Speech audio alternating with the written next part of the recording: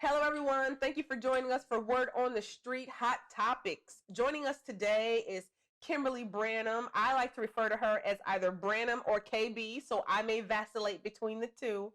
And Kimberly is in charge of Prosper Portland, formerly known as PDC for some people who haven't been up with the transition that happened with Prosper Portland. But she's the executive director of Prosper Portland. Kimberly, can you please share with us what Prosper Portland is for the city of Portland? Absolutely, Serilda. Thanks for doing this. Always great to talk to you. Nice to see your face. You too. So Prosper Portland is the City of Portland's economic development agency. Our mission is to create economic growth and opportunity in Portland. And we do that by supporting access to quality jobs, equitable wealth creation for Black, Indigenous, people of color, and women-owned businesses, creating healthy, inclusive neighborhoods, and through strong partnerships. Absolutely. And your mission and its explicit and how explicit it is for underrepresented people, folks who have been historically marginalized, is something that it strikes a chord in my heart, because never before has your mission been so explicit. So I want to talk about what's going on right now in the nation, in the world, and that is the pandemic that we see ourselves managing kind of day in and day out.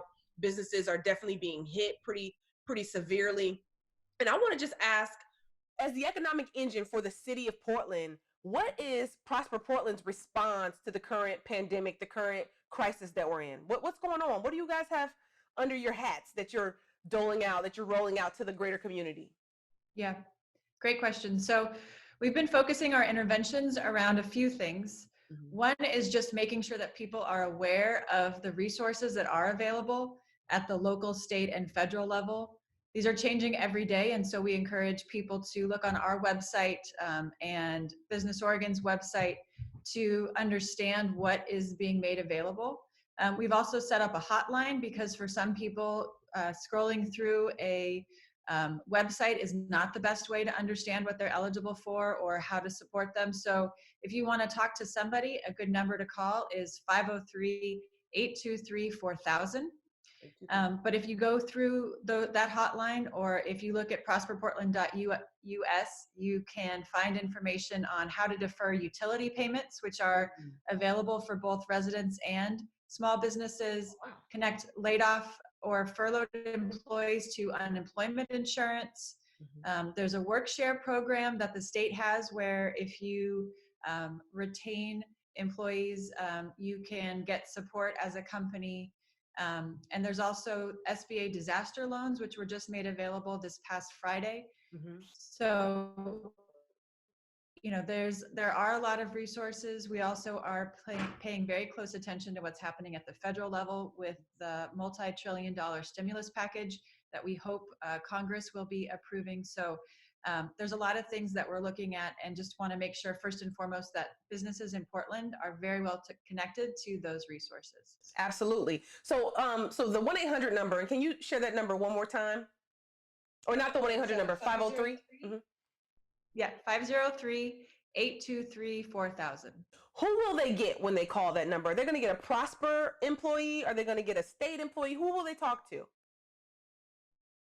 That's great. They will get a City of Portland employee, and the City of Portland employee will ask some important questions. If it's somebody who's experiencing unemployment, they will know to connect that person to a work source center or to the Oregon Employment Department directly. If it's a small business and it's somebody who maybe doesn't speak English as their first language, we have information so that that person can be connected to a business technical assistance provider in language. Or if it's just a question around how do I get access to SBA disaster loans, or tell me about the small business relief fund that Prosper Portland is launching on Monday, then you'll get a Prosper Portland staff who will be connected to you or call you back within a short time period. So the small business disaster relief fund, is that the same one that is that you earmarked for the J District? Are those the same things? Yeah, great question. They're very related. So what we saw in the J District was kind of a precursor of what small businesses across the city are now facing. but we know that our Asian Pacific Islander business community in the J District and Old Town Chinatown have been feeling the impacts of the COVID, and particularly in a xenophobic way over the last few months. And so they've seen business reductions of up to 90%. So we did begin our relief funds by prioritizing resources to the Asian Pacific Islander community through the J District. That was $150,000 that was dispersed through Apano. On Monday, we will be making available a $2 million fund that is available citywide. Okay. We're starting with $1 million for grants. And then there'll be in the next week or two, $1 million of zero interest loans that are being made available. So City Council yesterday approved the allocation of $1 million from contingency unanimously. They're very supportive of this. And those resources will be prioritized for businesses that have been directly impacted by the necessary steps that we've taken to protect our public health, to support businesses owned by Black, Indigenous, Asian American, people of color, and women-owned businesses. And then we're really looking to help businesses that will be able to stay in business as a result of this assistance. So we can share more information. You can find out more on prosperportland.us. But yeah, the J District was sort of the first of the funds. Right on. If anybody would like to co-invest in that fund, you can also contact us. We're looking for more investors. Yes. We know that $1 million or $2 million is going to feel like a drop in the bucket. And so we would love to be able to expand that to 10 million or more. I love that call to action. I love, My Memorial Trust, OCF, like all of our, big organizations like that do have funds that can go out to the community. I hope that we can get them to partner with this kind of an initiative.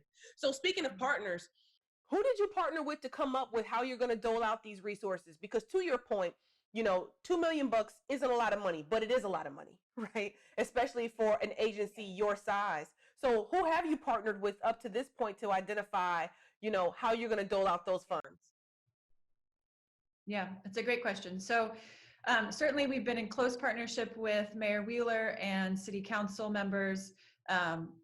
We have a daily task force meeting that includes Multnomah County and Metro, the state. So trying to stay coordinated at a public to public level.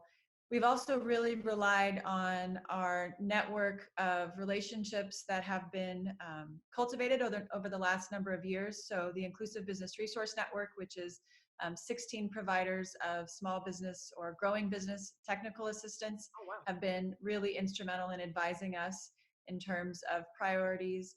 We've talked to our community development financial institutions and other banks to understand how to best deploy these resources. And we've talked to and heard from many businesses themselves, which helped to really focus us on prioritizing grants versus loans.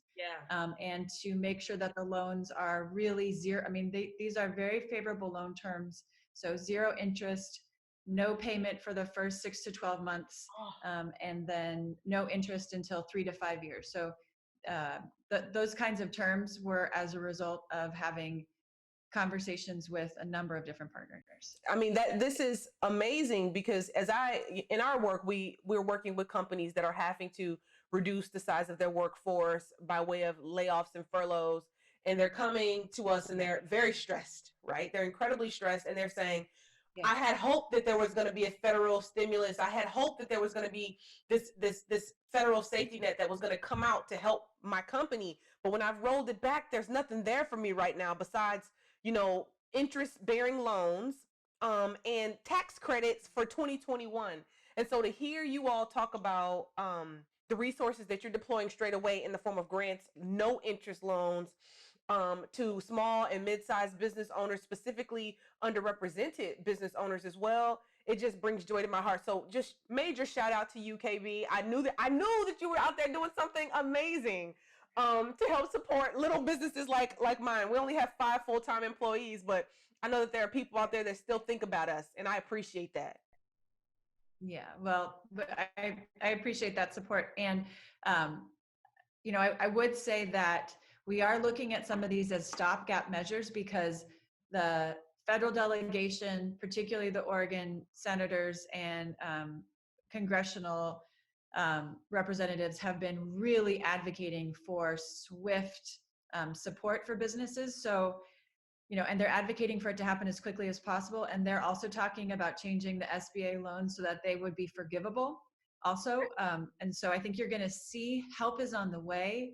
I know there's a lot of despair right now and angst. And I think that our federal partners from the Oregon delegation are doing everything that they can to support small businesses. So to the extent that people can hold on for 6 weeks, for 4 weeks, I'm optimistic that the federal government will be there.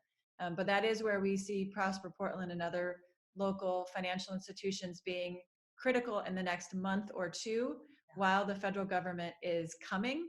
But before the cavalry comes, we still need to make sure that we don't lose the kind of heart of our city, which is all of those businesses that really make Portland. Well, thank you. Thank you for that. That just gave me a little bit more hope, quite honestly. So I appreciate you saying that. So let's talk about what's happening in the marketplace right now. Yep. Which companies have you seen that have been, who's been hardest hit through this pandemic, through this global crisis? So after the Asian American owned businesses, we have seen a huge decline in anything within tourism, travel, hospitality related industries, as well as all of our public facing businesses. So restaurants and performance venues, anything that relies on people needing to come into your store that's not grocery or an essential service. We just saw the unemployment numbers for people who've applied for unemployment insurance. And just in the last week, we've seen 7,000 people within Multnomah County, which is an unprecedented level for a single week.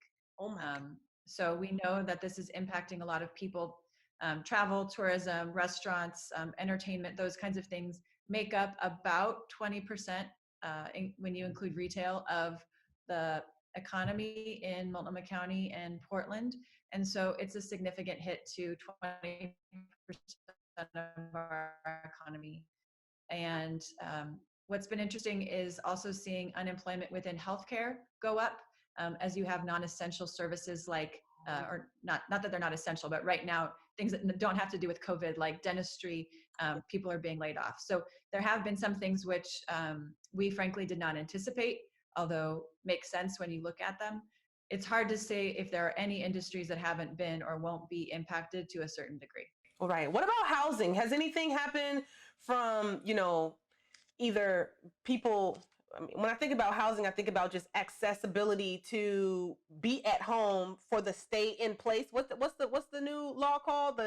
The stay home, stay safe.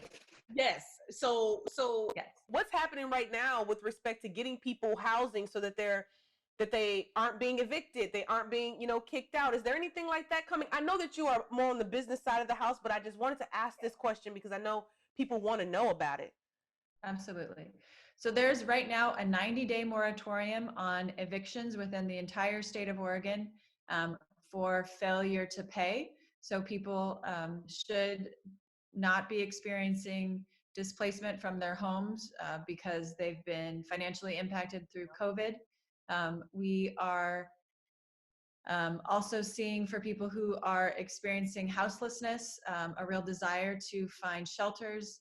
You've seen people like the Jupiter Hotel, which has made itself available for people coming out of hospitals who don't have a place to go. So there's a lot of private sector and public sector and healthcare institutions working together to try to make sure that people are not on the street. And so if people are experiencing any challenges, if you think you might be evicted or if you don't have access to housing right now, a good resource is to call 211. And they can be kind of a navigational center to get you connected to the right resources or to make sure that you're aware of your rights not to be evicted right now. Right. And shout out to Jupiter. I didn't even know that they were doing that. You want to talk about the community coming together. That's beautiful. That's beautiful. It is. People have stepped up in major ways. It's incredible. It's incredible. Incredible. So I just have to ask, when are we going to get out of this thing? What are you're behind the scenes. You're seeing how the sausage is made. When do you think Portland is going to rebound from this economic crisis that we're in? What are you forecasting right now? Oh, if I knew that, I could probably retire on that knowledge. But I'm hopeful that by the time we get into the summer months, that we are out of this. Yeah. And I think that I think it's been discussed that we're anticipating that the peak in Portland in terms of impact is going to be in this first or second week of April. People really don't know. But one of the things that we do know is that across the globe, cities that have acted quickly and have shut down their venues and shops and just really encourage people to stay home and stay safe more quickly have rebounded more quickly economically. And because as much as this has economic implications and has become an economic crisis, it really is a public health crisis. And so to the extent that the public doesn't feel safe, even if the requirements are lifted, it is possible for people to still behave as though there's a risk.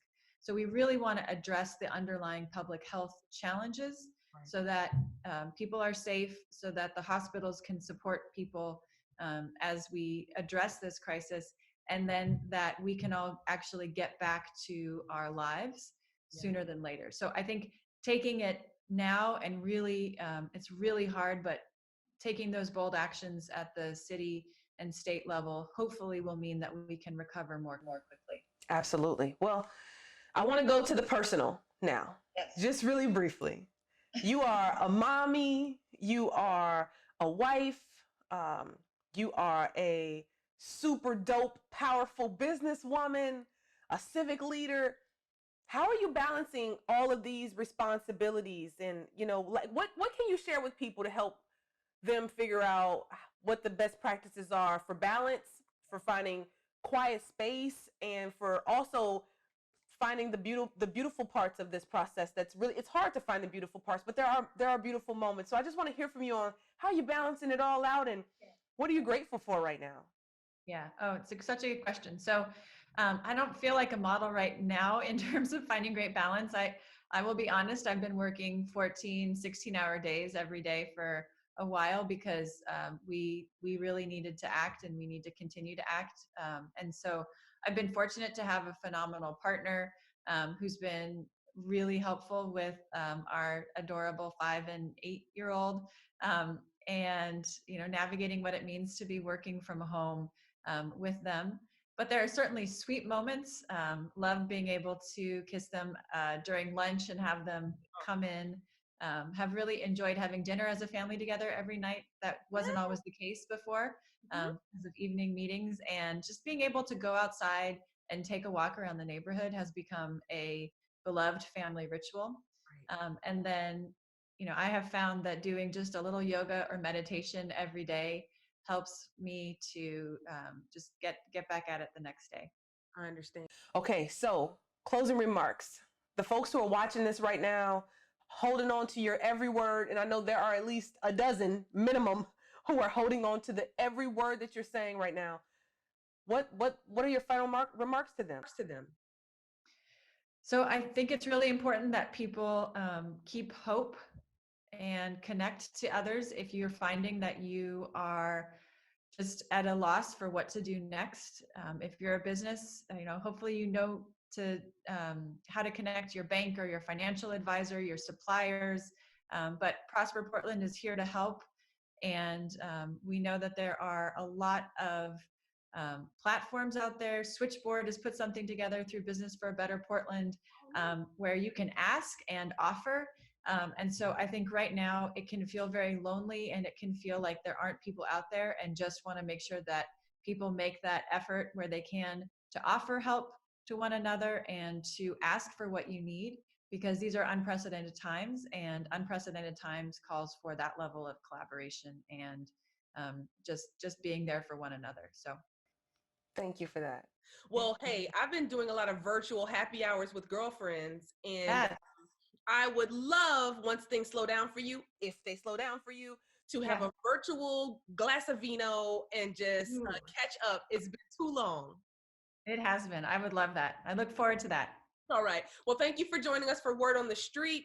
I appreciate Kimberly Branam coming and joining us today to share with us what the city is doing for businesses and the greater community, as well to talk about some of the grants and the interest-free loans that they've doled out as gap measures, because the federal government's coming. And if she believes that they're coming to save us, I fundamentally believe that it is a fact. Okay. So Kimberly, thank you so much yet again for just blessing us with this word. Thank you, Serilda. So appreciate it. Appreciate the time and look forward to connecting again soon. Absolutely.